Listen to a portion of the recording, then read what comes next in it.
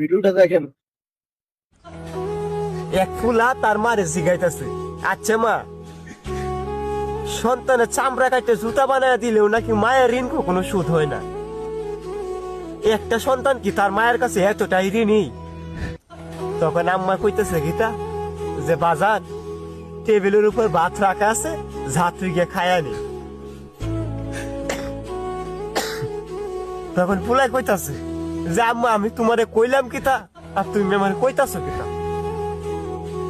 মানে ফুলাই বা না তো সেইটা কইতে গেব ওরে। মাই কইতাছে আমার একটা সত্য আছে, যে সত্য যদি তুই রাজি থাকস তাহলে আমি কম। কয় কি তাকো? যে টেবিলের উপরে ভাত রাখা আছে, এই ভাত গুলা যদি মাইকে আজকে তুই আমার মুখে খাওয়াই দেস তাহলে তোর প্রশ্নের উত্তর পাওয়া যাবে। আবারও পোলা কইতে লাগলো যে আম্মা তোমার আমি কইলাম কিতা আর তুমি আমার কইতাছ কিতা?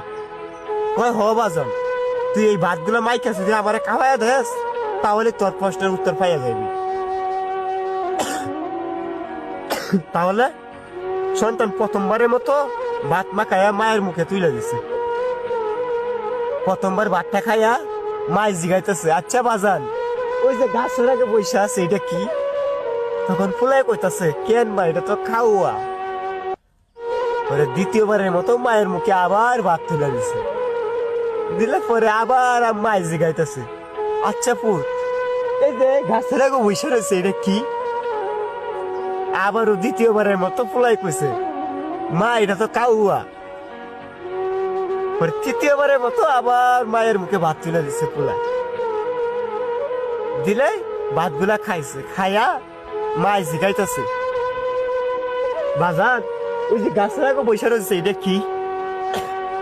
মা তোমার না কইলাম এটা খাওয়া, কেন বারবার জিগাইতেছে? পরে চতুর্থবারের মতো আবার মায়ের মুখে ভাত তুলে দিছে। মায় ভাত গুলা খাইছে, খাইয়া জিগাইতেছে, পুত ওই যে গাছের আগে বসে রয়েছে এটা কি? তখন পোলাই করছে কিন্তু ভাতের প্লেটটা মাটিতে ফালাই দিছে। ফালাই দিয়া কইতাছে, আম্মা তোমার না কতবার কইছে এটা খাওয়া খাওয়া, কেন লেগে বারবার আমার প্রশ্ন করতেছে?